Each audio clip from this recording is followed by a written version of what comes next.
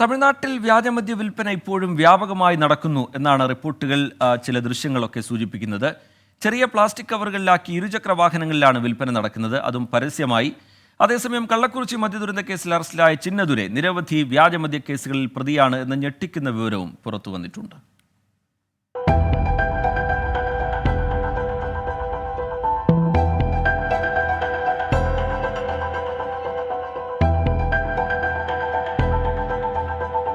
Packet ചാരായവും അതുണ്ടാക്കുന്ന ദുരന്തവും പലകുറി കണ്ടിട്ടും തമിഴ്നാട്ടിൽ വ്യാജച്ചാരായ വിൽപ്പന ഇപ്പോഴും തകൃതി. ചെറിയ പ്ലാസ്റ്റിക് പാക്കറ്റുകളിലാക്കി സാധാരണ തൊഴിലാളികളെ ലക്ഷ്യം വെച്ച് വിൽപ്പനക്കാരെത്തും.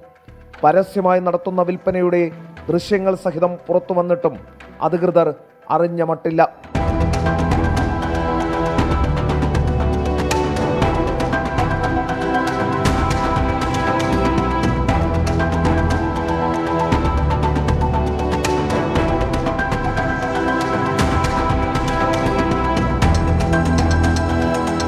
അതേസമയം കള്ളക്കുറിച്ചി മദ്യദുരന്ത കേസിൽ അറസ്റ്റിലായ മുഖ്യപ്രതികളായ ചിന്നദുരൈയും മാതേഷും ചെറിയ മീനുകളല്ലെന്നാണ് വിവരം.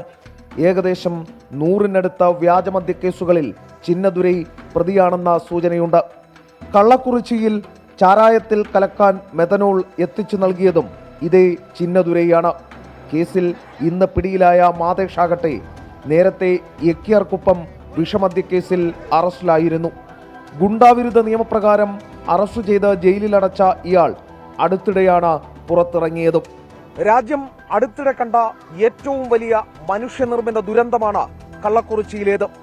മരണസംഖ്യ ഇപ്പോഴും ക്രമാതീതമായി ഉയർന്നുകൊണ്ടിരിക്കുകയാണ്.